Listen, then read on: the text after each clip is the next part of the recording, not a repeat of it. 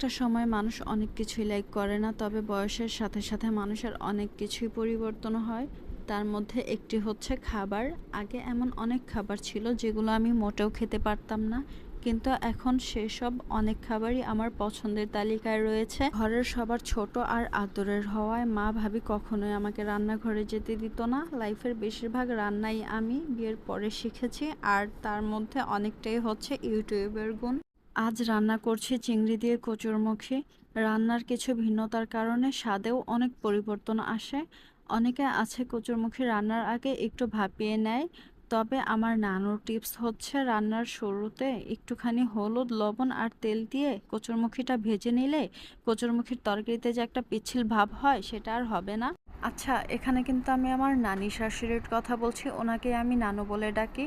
আর আমার যে নানু ছিল উনি আরও 4 বছর আগেই মারা গিয়েছেন। আল্লাহ তাআলা ওনাকে বেহেশত নসিব করুন। মানুষের শুধু বয়স বাড়ে না, বয়সের সাথে সাথে অনেক অভিজ্ঞতাও বাড়ে। আমরা আসলে অনেক সময় বড়দের অনেক কথার অবাধ্য হই, কথা শুনতে চাই না, কিছু শিখতে চাই না। আসলে ওনারা যাই বলেন ওনাদের জীবনের অভিজ্ঞতা থেকেই বলেন।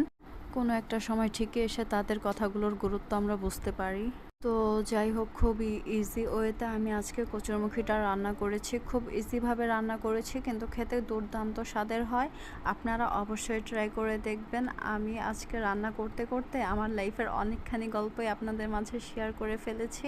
আর যেহেতু খুবই সিম্পলভাবে আমি রান্নাটা করেছি, এখানে না বোঝার মতো কিছুই নেই। দ্যাটস ওয়াই আমি আর আলাদা করে কিছুই বলিনি, জাস্ট গল্প করে করে রান্নাটা আজকে শেষ করলাম। তারপর যদি কারো কিছু বুঝতে অসুবিধা হয় তাহলে আমাকে অবশ্যই কমেন্টসে জানাবেন। আসলে রান্না হচ্ছে এমন একটি আর্ট, আপনি যেভাবে চাইবেন আপনার মতো করে সাজাতে পারবেন। প্রয়োজন একটু সময়, ধৈর্য আর ভালোবেসে রান্না করা। আপনারা আপনাদের পছন্দ মতো ঝোল বাড়িয়ে কমিয়ে নেবেন। আমার অতিরিক্ত ঝোল পছন্দ নয়, তাই আমি এইরকমই রেখেছি। তো আজ এই পর্যন্তই। সবাই অনেক অনেক ভালো থাকবেন। আল্লাহ হাফিজ। আসসালামু আলাইকুম।